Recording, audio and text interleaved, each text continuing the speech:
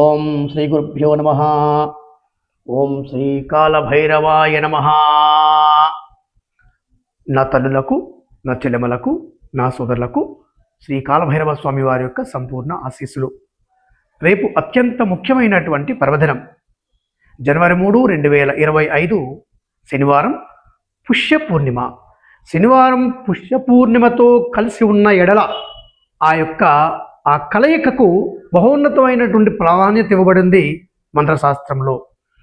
మీరు తలపెట్టేటటువంటి పనులు ఏవైనా ఆలస్యం అవుతూ ఉంటే, పనులు పెండింగ్లో పడి ఉంటే, అనుకున్న పనులు అనుకున్న సమయానికి కంప్లీట్ కాకపోతే, ఈ యొక్క శనివారం నాడు పూర్ణిమ రోజు ఉదయం కానీ సాయంత్రం కానీ 19 తెల్ల జిల్లేడు పువ్వులను నీలము రంగు లేదా నలుపు రంగు దారంతో హారంగా కట్టాలి, దండగా కట్టాలి.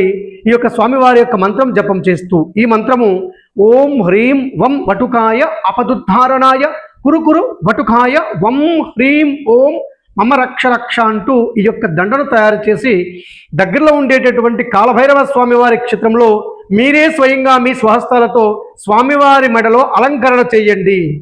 లేకుంటే దగ్గరలో ఎక్కడైనా శివాలయం ఉంటే ఆ శివలింగానికైనా సమర్పణ చేయండి.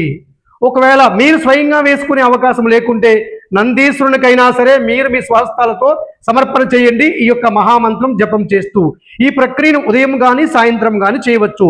సాయంత్రం మాత్రం మీ యొక్క గృహములో ఒక మట్టి ప్రమిదలో కొబ్బరి నూనె కానీ, నువ్వుల నూనె కానీ, ఆవు నెయ్యి కానీ పోసి ఒక 2 సన్నని వత్తులను వెలిగించి అక్కడ ఆ దీపకాంతిలో కూర్చొని కాలభైరవాష్టకాన్ని ఒక 5 మార్లు పారాయణం చేయండి.